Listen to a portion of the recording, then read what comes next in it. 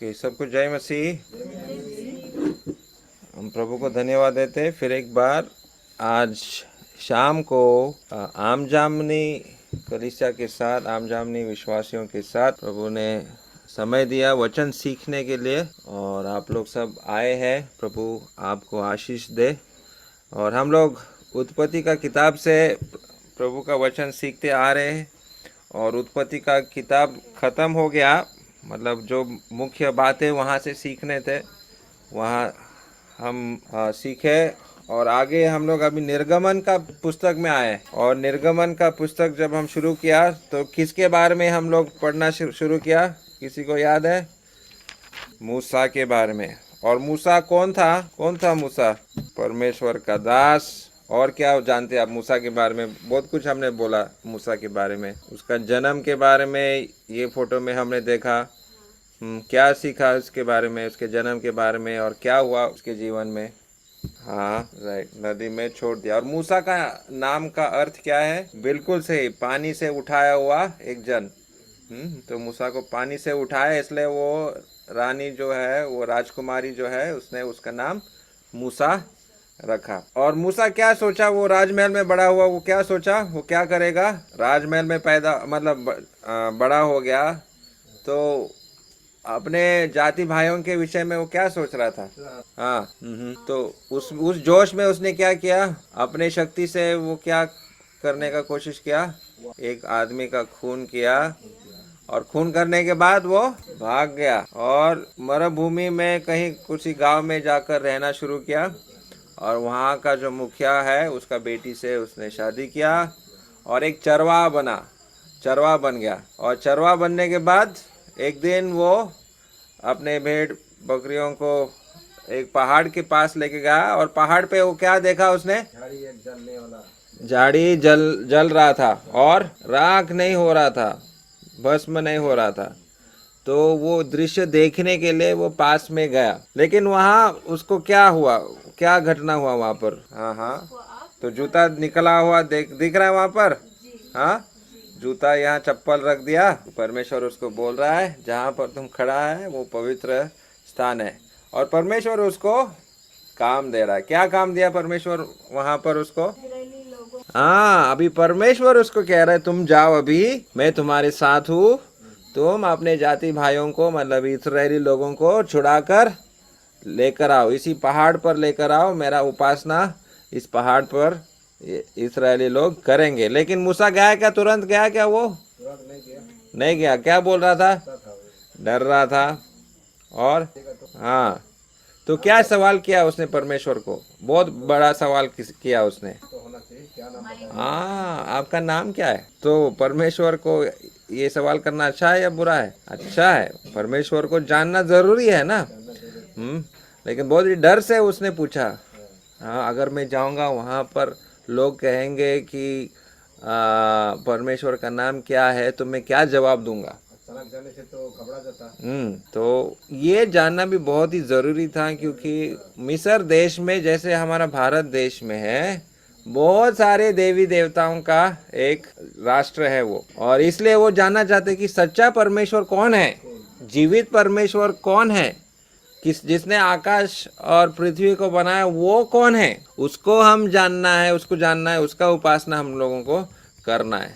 तो हमने देखा कि वो चला गया, लेकिन वो बोला मेरा भाई, मेरा एक दादा है, उसका नाम था हारून, तो हारून को भी आप भेजो मेरे साथ। तो हारून को लेकर ही हम जाएंगे, अकेला नहीं जाएंगे। अभी देखो वो यहाँ पर फरो राजा मिस्र देश में आकर पहुंच गया। तो अभी निर्गमन इसका 4 अध्याय, और यहाँ से हम लोग कुछ वचनों को पढ़ेंगे आज। निर्गमन 4 अध्याय 27 से 29, 27 to 29।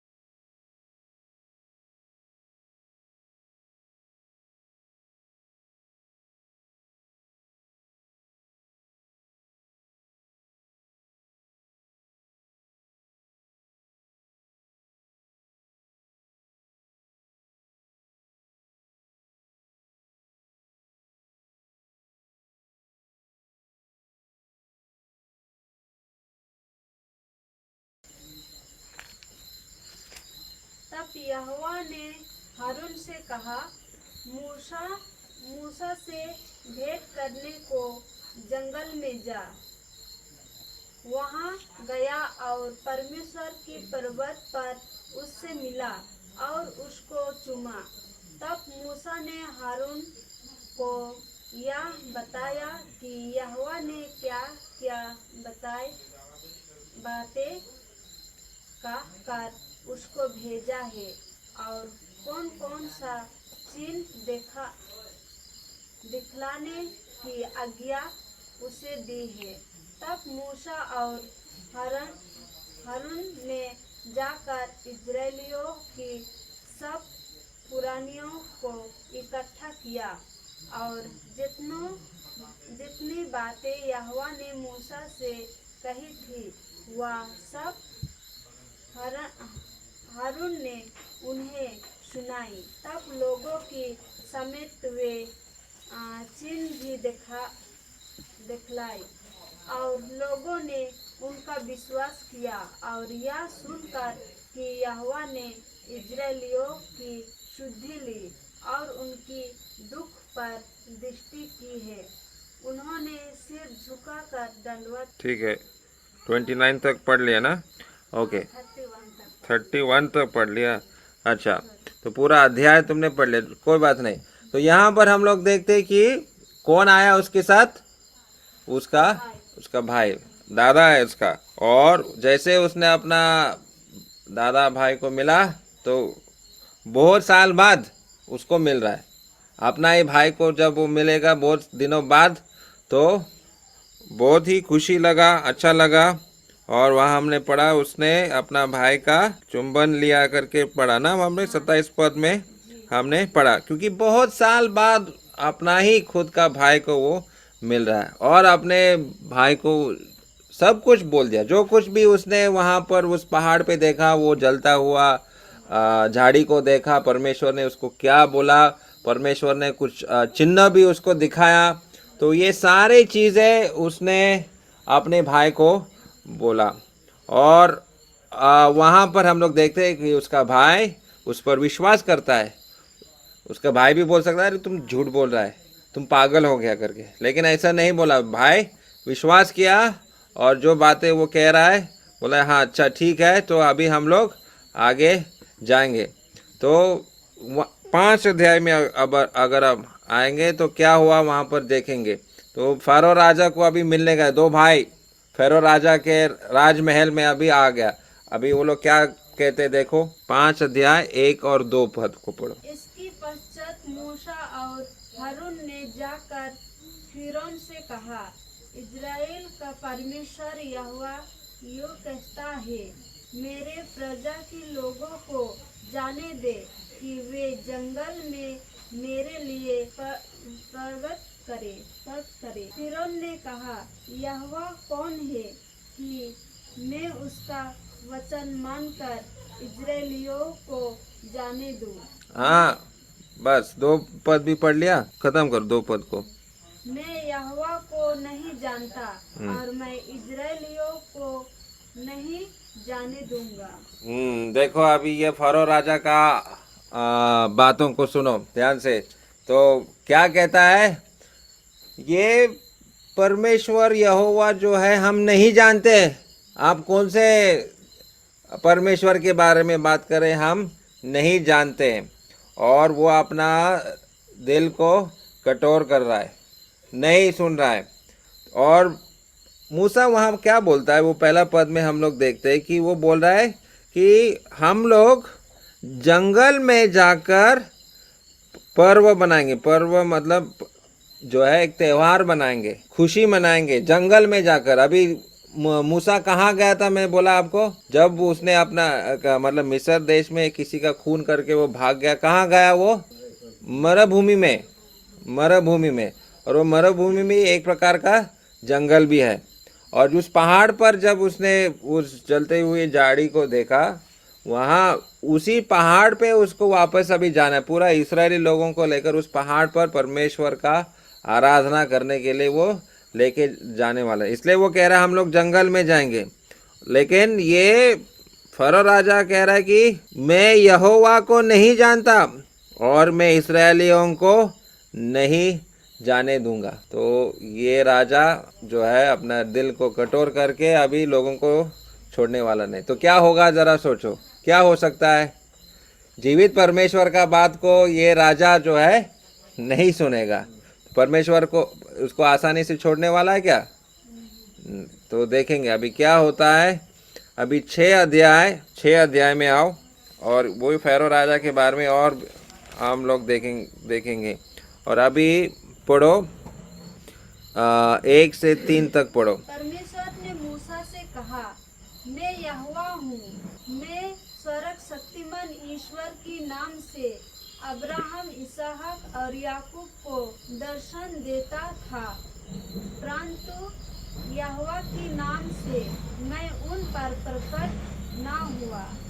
1 से 1 और 2 भी पढ़ लिया? जी हाँ, 3 तक पढ़ लिया? हाँ। हाँ, तो ये ऐसा कह रहा है कि मैं अब्राहम, इसहाक और याकूब का परमेश्वर हूँ, मैं सर्वशक्तिमान परमेश्वर हूँ। और पहला पद में ऐसा नहीं लिखा, तब यहोवा ने मूसा से कहा, अब तू देखेगा कि मैं फिरौन से क्या करूँगा। परमेश्वर कह रहा है अभी देखो, मैं ये फ़ारो राजा मेरा बात नहीं सुनने वाला है ना, नहीं सुन रहा है ना, देखो अभी मैं क्या करने वाला हूँ।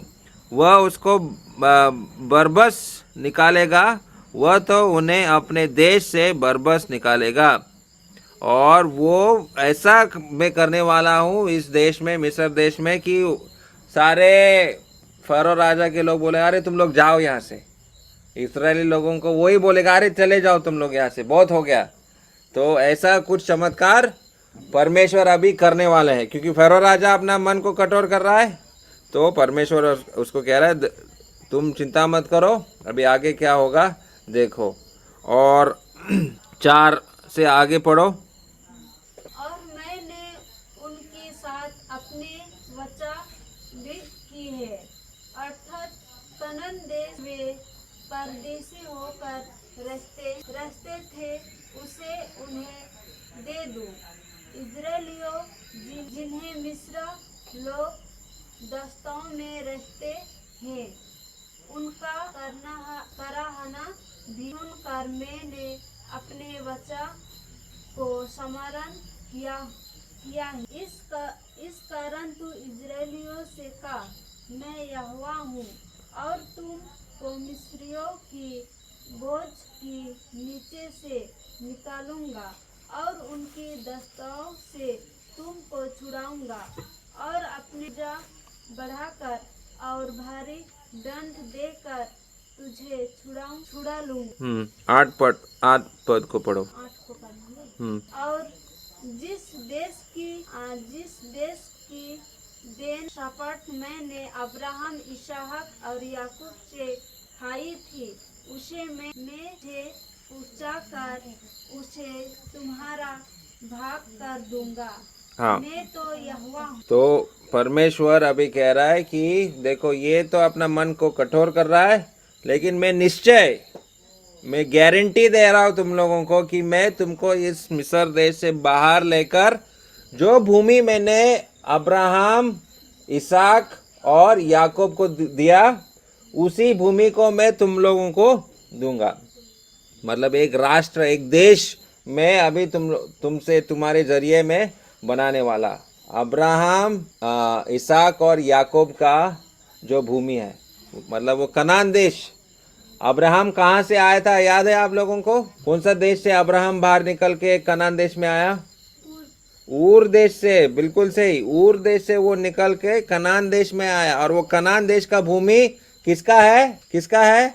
बोलो, वो कनान देश का जो भूमि किसको दिया?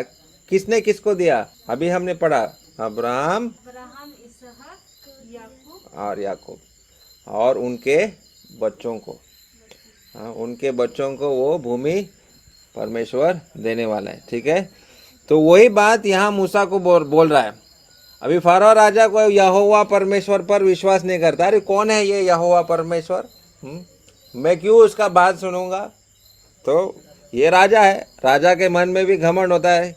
और उस जमाने राजा का मतलब राजा ही भगवान है, राजा जो कुछ भी बोला मतलब भगवान हमको बोल दिया ऐसा। तो वो बोल रहा मैं किसका बात सुनूं, मैं राजा हूँ, मैं बड़ा आदमी और मुझसे बड़ा कोई है क्या। वो राजा सोच रहा है, वो भी इंसान है लेकिन सोच उसका मैं भगवान हूँ जैसा। लेकिन परमेश्वर यहोवा उसको कह रहा है छोड़ दो इस्राएली लोगों, लेकिन ये सुनने वाला नहीं है।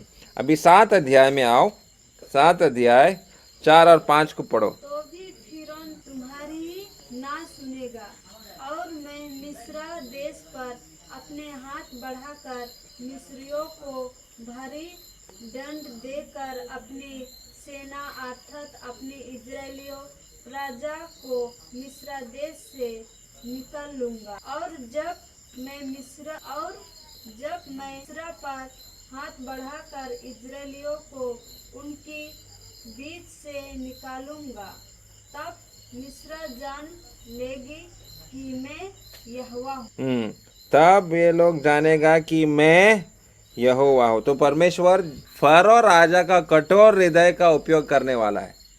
फरो राजा ने तो अपना मन कठोर किया, अभी परमेश्वर ये कठोर मन का व्यक्ति का इस्तेमाल करेगा। समझ में आ रहा है। तो ये फरो राजा भी फरो राजा जीवित परमेश्वर के हाथों में वो एक चीज है जिसका उपयोग वो करेगा। जैसे अभी हमारे हाथों में जो यंत्र है, हम लोग जो इस्तेमाल करते हैं, जो रसोई घर में, रन्ना घर में जो खाना बनाते हैं, उनके हाथों में बर्तन वगैरह होता है, और उन चीज़ों का इस्तेमाल हम लोग हमारे भला के लिए हम लोग इस्तेमाल करते हैं, खाना बनाने के लिए। मोबाइल भी एक चीज़ है, ये हमारे अच्छे कामों के लिए हम इसका इस्तेमाल करते हैं। तो इसी प्रकार अभी फरो राजा एक इंसान है, परमेश्वर ठीक है उसने अपना मन को कठोर किया, लेकिन परमेश्वर फिर भी उसका उपयोग करेगा। क्या दिखाने के लिए?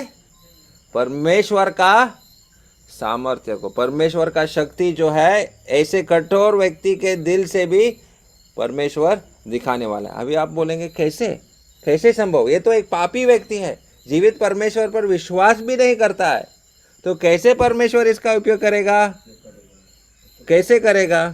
तो हम लोग अभी देखेंगे।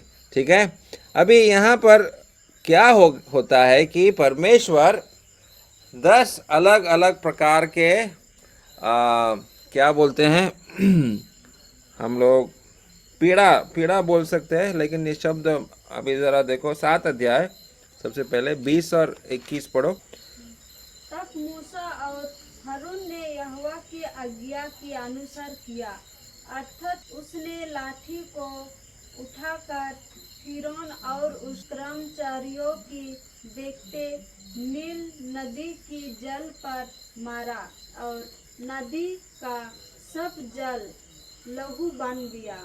और नील नदी में जो मछलियां थी वे मर गए, और नदी से दुर्गंध आने लगी, और मिस्रिया लोग नदी का पानी ना पी सके, और सारे मिस्र देश में लहू हो गया। सारा पानी क्या हुआ? लहू बन गया। तो अभी ये पहला विपत्ति है या पहला पीड़ा है। तो विपत्ति समझते हो? हाँ, विपत्ति ये शब्द समझते हो? मतलब बहुत संकट है। ज़रा सोचो, आमजामनी में जितना भी पानी है, कुआं का पानी, नदी का पानी, टाइम कॉल अगर होगा टाइम कॉल का पानी, सब अगर आप नल खोलेगा नदी में जाएंगे, पूरा नदी लहू है, रक्त। तैरने जाएंगे ईसाक? हाँ, मछली पकड़ने जाएंगे? मछली रहेगा क्या ऐसा पानी में? पिएंगे कैसे? जब प्यास लग रहा है कि खून पिएगा क्या? क्या करेंगे?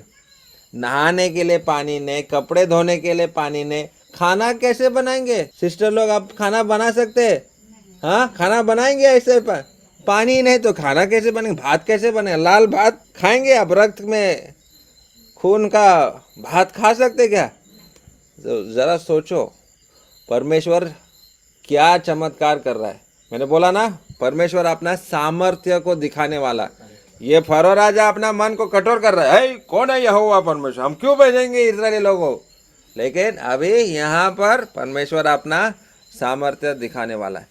और इस प्रकार से 10 अलग अलग विपत्ति, अलग अलग महासंकट उनके जीवन में, फरो राजा का देश में वो लेकर आए। और पहला पीड़ा जो है पानी रक्त हुआ।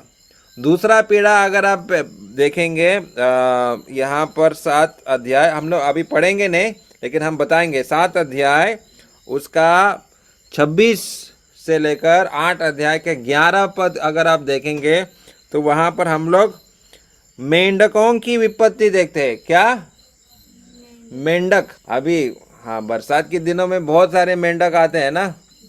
हाँ, सोचो अभी उससे भी ज्यादा मेंढक अभी घर के अंदर में भी आना शुरू होगा तो क्या होगा? तुम्हारे बिस्तर में जब तुम सोने जा रहे हो तो मेंढक आकर वहां पर आएगा तो ईसा क्या करेगा? वहां पर सो सकता है मेंढक के साथ? हाँ, नहीं सोएगा। क्या करेगा फिर? भगाएंगे। कितने भगाएंगे? एक को भगाएगा, 2 को भगाएगा, लेकिन पूरा घर भर गया मेंढकों से, फिर क्या करेगा? तो बहुत ही मुश्किल है। दूसरा विपत्ति मेंढकों को लेकर आया। तीसरा विपत्ति जो है आप 8 अध्याय 16 पद में आप देखेंगे कि कुटकियों की विपत्ति। कुटकियों की विपत्ति। अभी कुटकियों का किसी को मालूम है? कुटकी क्या है? हाँ, मच्छर जैसा, लेकिन लड़कियों के बालों में, चूल में आता है। हाँ हाँ हाँ, तो देखो वो अब अगर जानवरों में आ गया, सबके सिर के चूल में, केस में आ रहा है तो कैसा होगा? आपको सब अच्छा लगेगा? हाँ, लड़के लोग बोलेंगे हमारा तो चूल तो छोटा है, कुछ नहीं होगा, लेकिन महिला लोगों का सोचो, इतना इतना हमारा चूल, केस जो है इतना लंबा है तो कैसे करेंगे? भरा हुआ है। हाँ, सबके जानवरों के चमड़े के ऊपर में भी यही है, आदमी के शरीर पे भी ये है, तो कैसा होगा? भयानक होगा ना। हाँ, 1-2 अगर काटना शुरू करेगा तो मुश्किल है। अगर 1000 आ गया तुम्हारे सिर पर तो क्या होगा? हाँ, पागल ही जैसा, अरे क्या करूं? हाँ, तो इतना संकट होगा। तो ये तीसरा विपत्ति। अभी चौथा विपत्ति अगर आप देखेंगे 8 अध्याय 20 पद से अगर आप देखेंगे तो वहां पर डांसों की विपत्ति। डांस का मतलब मच्छर। डांसों की विपत्ति। अभी डेंगू का बीमारी चल रहा है, सिलीगुड़ी में अभी बोल रहा है डेंगू फैल रहा है, बहुत सारे मच्छर, बारिश के वजह से पानी जम रहा है और मच्छर जो है फैल रहा है, डेंगू का बीमारी।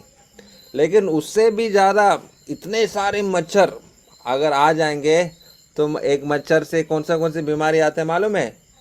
मलेरिया, डेंगू और बहुत सारे खराब बीमारियां मच्छर के वजह से, डांसों के वजह से होता है। तो ये हो गया चौथा विपत्ति, डांसों की विपत्ति। फिर अगर वही 8 अध्याय नहीं, आप 9वां अध्याय में अगर आप देखेंगे, निर्गमन 9 अध्याय में आप देखेंगे कि 1 से लेकर 7 तक देखेंगे तो वहाँ पर पशुओं की महामारी। अभी कोविड का समय में इंसानों का महामारी हुआ, विपत्ति हुआ, बहुत सारे लोग मर गए, पशु भी मरने लगेंगे। पशुओं की विपत्ति। अभी आप में से कितने लोगों का गाय गोरू है? हाथ ऊपर कीजिए। कितने लोगों का गोरू है? सबका गोरू है, सबके घर में एक तो है गोरू। अगर सब मर गए क्या करेंगे? पूरे गांव में भी एक भी गोरू नहीं बचेगा तो क्या होगा? क्या संकट होगा? गोरू ही नहीं, सब मर गए, क्या समस्या होगा? जरा सोचो, जरा बताओ। हाँ, हाल नहीं चला सकते। और क्या? दूध नहीं है, दूध नहीं है तो बच्चे को भी दूध नहीं है। हाँ, और क्या समस्या आएगा कि नहीं? आप ठीक है, गोरू का छोड़ दो, जितने भी आप पालतू जानवर है सब मर रहे हैं। बकरी भी नहीं है, कुछ भी नहीं है, सब जानवर मरे। चमड़ा नहीं मिलेगा, और खाने के लिए आपको वो मरा हुआ जानवर का मांस आप खाएंगे क्या? नहीं। तो कितना बड़ा समस्या। तो ये था पांचवा विपत्ति।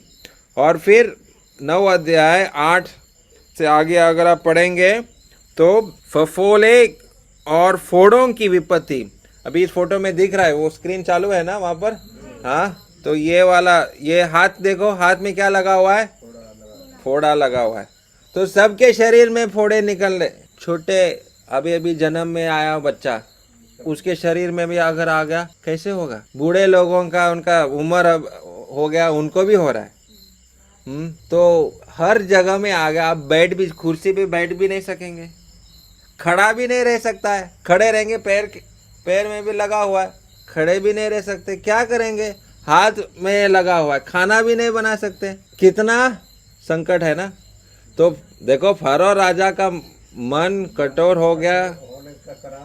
क्या क्या समस्या, सिर्फ उसको नहीं, सिर्फ राजा को भी हो रहा है ये सब संकट, और पूरे प्रजा में, मतलब पूरे मिस्र देश में सबको ये समस्या हो रहा है। और ये छठा था, 7वां है 9 अध्याय 13 से 35 तक। वहाँ पर हम लोग देखते हैं कि 13 से आगे जब हम देखते हैं कि ओलों की विपत्ति।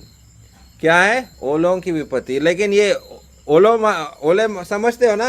ओले का मतलब क्या है? बारिश के समय कभी कभी बर्फ गिरता है, उसको आप लोग क्या कहते हैं? कारा पानी।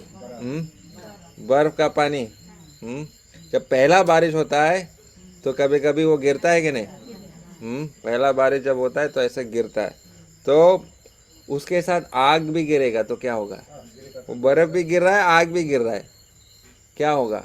और बड़े बड़े होगा, बड़े बड़े ओले गिरेंगे तो ये क्या होगा? हाँ, सोचो, इतना बड़ा ओला गिर गया इसके ऊपर तो क्या होगा? टिकेगा ये? पक्का घर में भी जाने से वहाँ भी कुछ समस्या होगा। तो ओले गिरने लगे, और ओले अगर गिरेगा तो बहुत सारे लोगों का जान भी चला गया इसके वजह से। एक बड़ा ओले अगर किसी के माथे पे, सिर पर गिर गया तो खत्म। आज के ज़माने में अगर मैं कार भी चला रहा हूँ और एक इतना बड़ा ओले गिरेगा, कार भी खत्म, ड्राइवर ऑन द स्पॉट चला जाएगा। और 8वां विपत्ति आया 10 अध्याय में देखो, और इसका पहला पद से लेकर 20 में टिड्डियों की विपत्ति। क्या है? टिड्डियों, वो फोटो दिख रहा है? वो क्या है? आप लोग क्या कहता है उसको?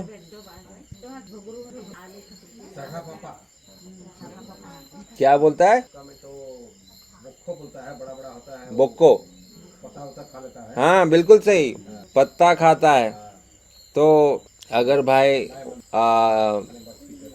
केलमैन का सोचो, 1 बीघा जमीन है और 1 बीघा जमीन पे उन्होंने धान लगाया, तो 5 मिनट में सब खत्म। तो क्या करेंगे? सारे आपका धान नुकसान।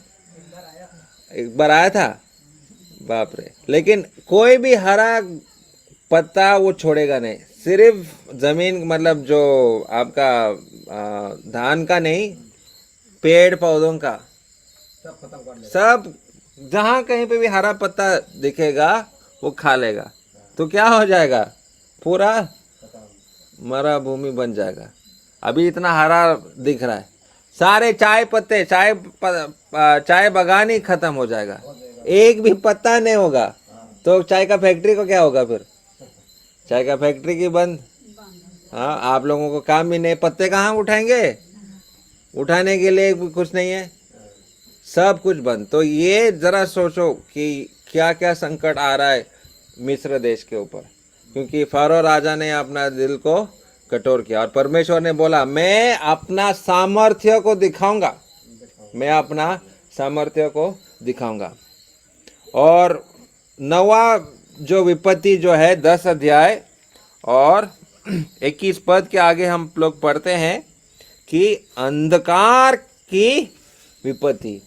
अंधकार की विपत्ति, सब अंधेरा, उजाला नहीं है। और ऐसे अंधकार है जिसको हम लोग अगर ये लाइट भी जलाएंगे ना, अभी लाइट यहाँ से मेरे चेहरे तक आ रहा है, लेकिन वो लाइट जो है ना थोड़ा सा ही 1 इंच यहीं तक ही आएगा, वो लाइट जाएगा भी नहीं। मतलब वो कहता है कि अंधकार को हम लोग छू सकते हैं, ऐसे अंधकार है, ऐसा भयानक अवस्था। लाइट कितना भी पावर का लाइट आप जलाओ, वो रोशनी देने वाला नहीं है। ऐसा एक वो विपत्ति, अंधकार का विपत्ति।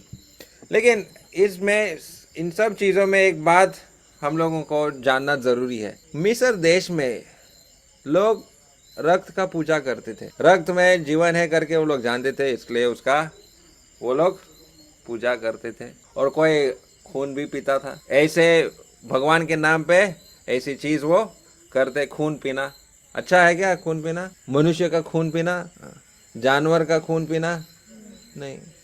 तो ऐसे वो लोग करते थे। मेंढक का पूजा भी वो लोग करते थे। बारिश नहीं होने से मेंढक, हाँ, मेंढक का शादी करा देते हैं, सुना है कि नहीं? हाँ हाँ, तो ऐसे वो लोग करते थे। अभी इतना सारे मेंढक आ गए, अरे इसको तो हम लोग भगवान करके मानते हैं, लेकिन अभी भगवान को मारना शुरू करेंगे। घर के अंदर भी आ रहा है, कहाँ छिपने के लिए भी जगह नहीं, बाथरूम करने भी जाएंगे वहाँ मेंढक, खाना बनाने के लिए जाएंगे वहाँ मेंढक, छिपने के लिए मतलब मेंढक से छुटकारा नहीं। तो जो चीज़ वो लोग भगवान करके मान रहे हैं, परमेश्वर बोल रहे ये तुम भगवान बोल रहे हैं ना, लो लो, कितना चाहिए ले लो। अरे क्या करेंगे? हाँ, फिर कोई बोलेगा गोरू हमारा भगवान है, तो लेकिन सब मर रहे हैं, जितना भी पशु है सब के सब मर रहे हैं। अरे तो इसमें क्या सामर्थ्य है कि नहीं? अपने आप को नहीं बचा सकता है क्या? अगर ये भगवान है तो जिंदा होना चाहिए, कोई उसको बीमारी नहीं लगना चाहिए, लेकिन ये तो सब मर रहे। आग का भी पूजा कर रहे हैं, तो परमेश्वर आग दे रहे, हाँ, आकाश से आग। तो कैसे? देखो, परमेश्वर उनको जो अच्छा लग रहा है वो दे रहा है। तुम तो इसका पूजा करते ना, ले लो ले लो, कितना चाहिए ले लो। कोई काली चीज का पूजा करते हैं, कितना काला चाहिए? पूरा अंधकार लाया। समझ रहे हो मेरी बात? समझ रहे ना? ये हमारे देश में ऐसा करते हैं कि नहीं? अंधकार का पूजा करते हैं, काला चीज का, काली चीज का पूजा करते हैं। ले लो भैया, कितना चाहिए? तो परमेश्वर उनको दे रहा है। तो यहाँ ये 9वां विपत्ति है, एक बच्चा है और एक बच्चा है। लेकिन ये 9वां विपत्ति जब आया है, तब तक मिस्र में जो बचे हुए लोग, अरे ये लोग परेशान हो गए, अरे इजरायली लोग क्या कर रहा है, हम तो हार गए, हमारे पशु सारे मर गए, बहुत सारे लोग मर गए, मेंढक भर गया हमारे, हाँ, देश में ऐसे ऐसे बीमारी फैल रहा है, महामारी हो रहा है, क्या चल रहा है? तो कोई बहुत सारे मिस्र देश के लोग बोल रहे हैं ये इस्राएल लोग चला जाना चाहिए, जाने दो उनको। क्यों फरो राजा, आप क्यों अपना मन को कठोर कर रहा है? जाने दो ना, जाने दो ना। लेकिन फेरो राजा फिर भी बोलता है हम नहीं भेजेंगे, हम नहीं छोड़ने वाले हैं। तो 11 अध्याय में आइए, और ये आखिरी विपत्ति, और ये सबसे भयानक होगा। आखिरी विपत्ति जो है सबसे भयानक होगा। अब और ये क्या होगा जरा देखेंगे। 11 अध्याय पहला पद को पढ़िए, सिर्फ पहला पद को। फिर यहोवा ने मूसा से कहा, एक और विपत्ति में फिरौन और मिस्र देश पर डालता हूँ, उसके पश्चात वह तुम लोगों को वहाँ से जाने देगा। जब वह जाने देगा तब तुम सभी को निश्चय निकल देगा। और 4 से लेकर 7 तक पढ़ो। फिर मूसा ने कहा, यहोवा इस प्रकार कहता है, आधी रात की लगभग मैं मिस्र देश के बीच में होकर चलूंगा, तब मिस्र में सिंहासन पर विराजने वाले फिरौन से लेकर चक्की पीसने वाले दासी तक की पहले लौट वारन पशु तक की सब पहले लौट मार जाएंगे, और सारे मिस्र देश में बड़ा हलचल मचेगा, यहाँ तक कि उसके सामने ना तो कभी हुआ और ना होगा। पर इजरायलियों के विरुद्ध क्या मनुष्य क्या पशु किसी पर कोई क्या भी ना कुत्ता भी तब ना भौंकेंगे। भौंकेगा, जिससे तुम जान लो किया और इजरायलियों में यहोवा अंतर। अंतर करता हूँ। हाँ, तो शायद आप लोग सोच रहे हैं इजरायली लोग भी मिस्र देश में है, तो उनका क्या हुआ? जब विपत्ति के पर विपत्ति परमेश्वर लेकर आ रहा है तो उनको भी नुकसान हुआ क्या? नहीं। वहां पर ऐसे साफ साफ लिखा है कि परमेश्वर ने मिस्री लोगों के बीच में और इस्राएली लोगों के बीच में अंतर रखा। जितने भी विपत्ति आए हैं केवल उनके ऊपर, हमारे ऊपर, इस्राएली लोगों के ऊपर विपत्ति एक भी नहीं आया। लेकिन आखिरी विपत्ति जो मैं बोल रहा कि सबसे खतरनाक होगा वो क्या है? समझा? अभी जो पढ़ा हमने, आखिरी विपत्ति जो परमेश्वर लेकर आने वाला है वो 5 पद में ऐसा लिखा है कि सिंहासन पर विराजने वाले फिरौन से लेकर चक्की पीसने वाली दासी तक के पहलौठे वरन पशुओं तक के सब पहलौठे मर जाएंगे। पहलौठे मर जाएंगे। पहलौठे का मतलब क्या है? जो पहला, आपका पहला बेटा है। अभी मैं ऐसा नहीं होगा, लेकिन बिरसा तुम्हारा सबसे पहला बेटा कौन है? हाँ, जोर से बोलो। संदीप। तो ये सबसे बड़ा बेटा है। अभी मैं नहीं कह रहा ऐसा होगा, मैं उदाहरण के लिए बोल रहा हूँ। पहला बेटा क्या होगा? मर जाएगा। पहला बेटा हर घर में मरने वाला है। फरो राजा से लेकर उसके वहां का नौकर तक हर एक के परिवार में पहलौठा मरने वाला है। लेकिन इस्राएली लोगों का परिवार में ऐसा होगा क्या? नहीं, इस्राएली लोगों के परिवार में होने वाला नहीं, केवल मिस्र के परिवारों में होने वाला है। परमेश्वर अंतर दिखाने वाला है। और पशुओं का भी पहलौठा, सिर्फ इंसान का नहीं, पशुओं का। तो जरा सोचो, एक दिन सुबह आप जाग गए और हर एक के घर में रोना का आवाज सुन रहा है, क्या होगा? क्या होगा? हर घर में रोने का आवाज आ रहा है। हाय मेरा बेटा मर गया, हाय मेरा बेटा मर गया। ऐसा रोना सुना आपने? एक जवान लड़का अगर मर जाएगा तो कैसा रोना होता है? वो रोना अलग है ना।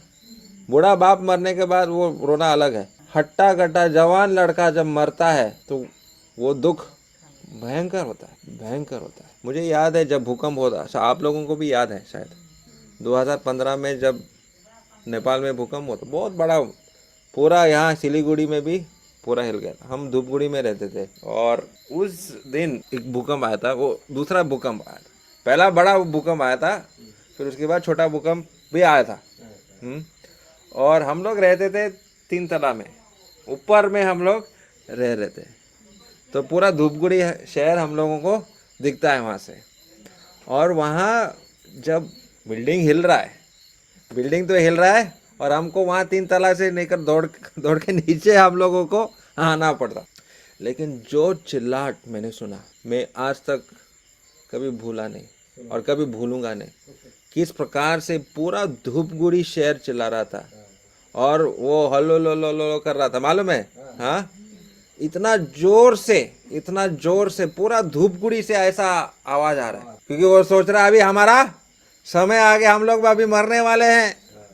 भूकंप आगे सब हिल रहा है, पूरा धूपगुड़ी चिल्ला रहा है। क्योंकि अच्छे अच्छे पक्के पक्के घर भी है, 2 तला 3 तला बिल्डिंग में रहने वाले लोग हैं। और बिल्डिंग में रहने वाले लोगों का और भी समस्या, भूकंप जब आता है, ये टीन अगर मेरे ऊपर गिरेगा ठीक है, ऐसे हम बच सकते हैं, लेकिन इतने बड़े बड़े पत्थर अगर मेरे ऊपर गिरेगा तो कहाँ बचेगा? कहाँ बचेगा? बिल्डिंग छोड़ के तो इसे मार में जाता था। हाँ, गया तो गया, बचने वाला नहीं। और इसलिए इतने सारे लोग नेपाल में भी, काठमांडू में मर गए। पक्के पक्के घर में रहने वाले लोग मर गए। तो उसी प्रकार का रोना अभी परमेश्वर मिस्र देश में लेकर आने वाला। और परमेश्वर अभी पूरा देश को ऐसे हिलाएगा कि फरो राजा बोला गेट आउट, तुम जाओ भैया जाओ, बहुत हो गया, बहुत देख लिया।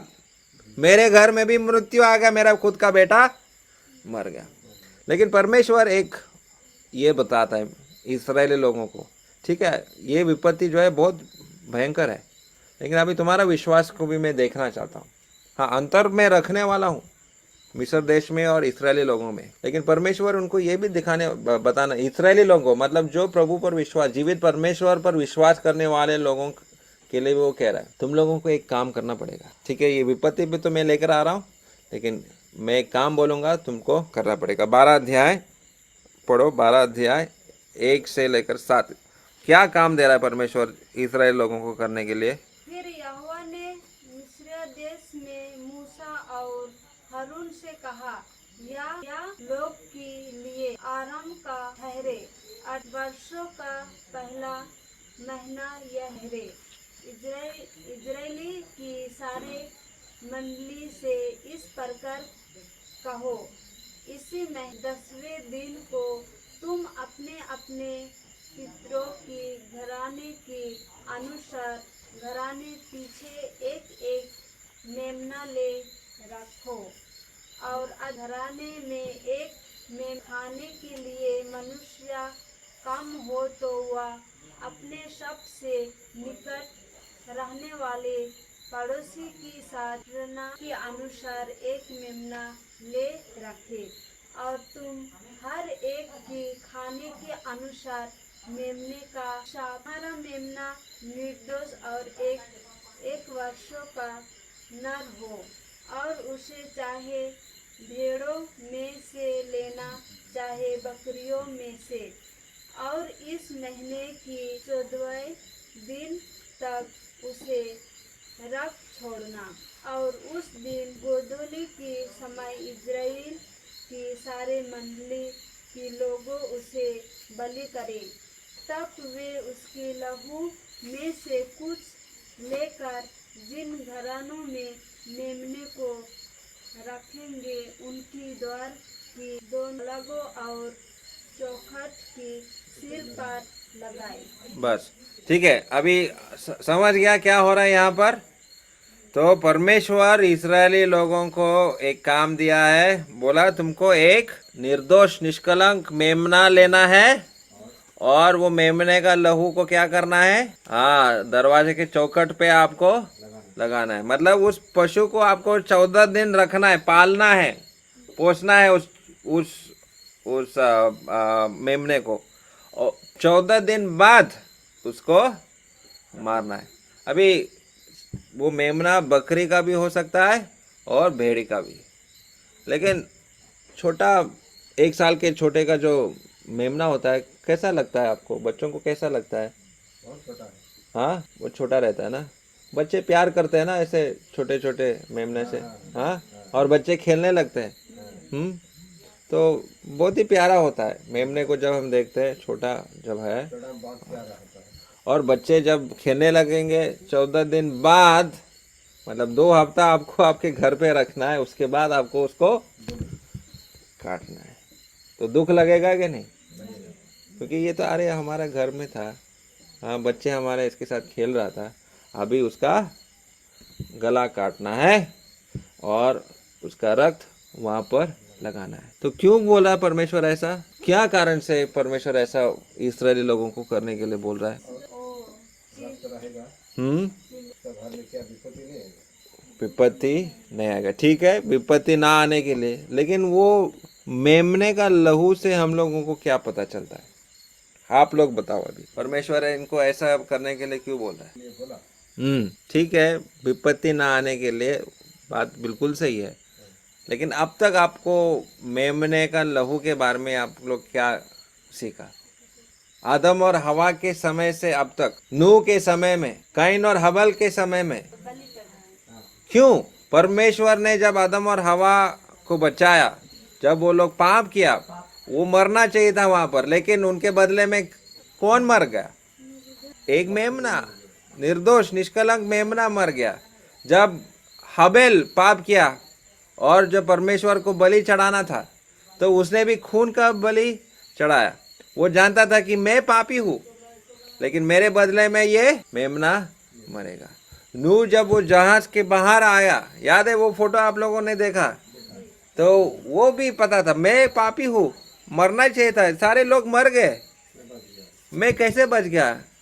केवल मैंने विश्वास किया इसलिए। मैं अच्छा हूँ इसलिए नहीं, लेकिन मैंने विश्वास किया प्रभु यीशु मसीह पर, या जीवित परमेश्वर, या आने वाले उद्धारकर्ता के ऊपर मैंने विश्वास किया, इसलिए मैं बच गया। और यही बात अभी इस्राएली, पूरा इस्राएली लोगों को सीखना था कि जो विपत्ति लाने वाला है ना, हम भी मरना चाहिए, क्योंकि हम भी पापी है। कितने बार मैंने अपना मन को कठोर किया, जीवित परमेश्वर के विरुद्ध मैंने पाप किया, मैं जानता हूं कि ये गलत है, फिर भी मैं करता हूं। तो परमेश्वर क्या जानता नहीं? ये सर्वज्ञानी परमेश्वर के वहां से उससे कुछ चीज को हम छिपा सकते हैं? तो ये इन लोगों को समझ में आना चाहिए था कि अरे हम भी मरना चाहिए। ठीक है, मिस्र देश के लोगों को मार रहे, उनके हर घर में एक बच्चा, एक बेटा मरने वाला है, तो हमारे घर में भी ऐसा होना चाहिए कि हम भी पापी हैं। लेकिन अगर मैं विश्वास करूंगा जीवित परमेश्वर पर, तो हम बच सकते हैं।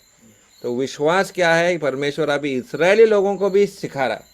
मिस्र देश के लोगों के लिए सजा है, लेकिन इस्राएली लोगों को अभी विश्वास उनको करना है। और परमेश्वर उनके हर घर में जो ये खून लगाएगा वो लोग बच जाएंगे। अभी 12 और 14 भी पढ़ो, ये 12 अध्याय 12 और 14।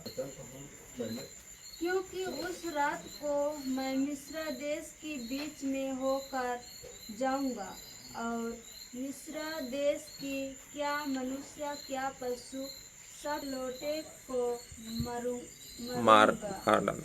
और मिस्र की सारे देवताओं को भी मैं दंड दूंगा, मैं यहोवा हूँ। तो इस प्रकार से जब हम देखते हैं कि फरो राजा, ये रहा फरो राजा और उसका बेटा, स्क्रीन पे दिख रहा है वहां पर, थोड़ा इसको हिलाना, आया?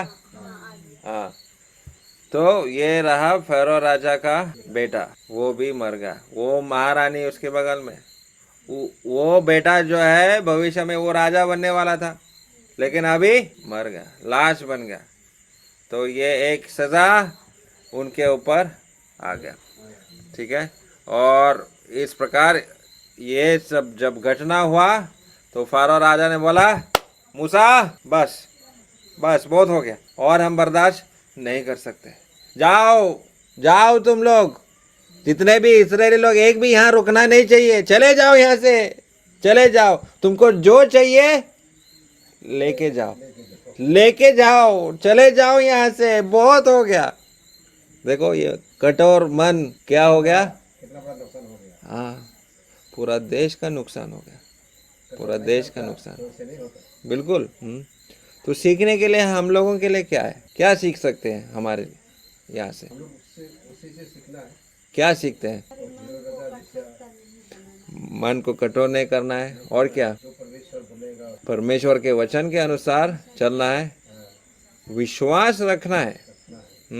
विश्वास रखना है, जीवित परमेश्वर पर विश्वास करना है। और कुछ? परमेश्वर का सामर्थ्य कैसा है? उससे कहा सकेगा। हाँ, उसके शक्ति के तुल्य कुछ नहीं, कोई नहीं है। फरो राजा भी नहीं है, झुकना पड़ा। वो कौन सा है? वो तो एक मनुष्य है ना। हाँ, वो तो आदमी है, लेकिन मिस्र देश में वो तो भगवान है। घमंड, वो तो अपने घमंड दिखाएगा। हाँ, ऐसे घमंडी व्यक्ति को भाई उसको झुकना पड़ा, जाओ जाओ। ठीक है, तो हम यहीं पर समाप्त करेंगे। सीखने के लिए तो बहुत कुछ है, लेकिन आगे क्या हुआ, परमेश्वर कैसे अभी इस्राएली लोगों को वहाँ से लेके गया, वो हम बाद में देखेंगे, अगले हफ्ते देखेंगे। प्रभु की सहायता से हम इस कहानी को, जीवित का वचन को आगे हम लोग देखेंगे। ठीक है।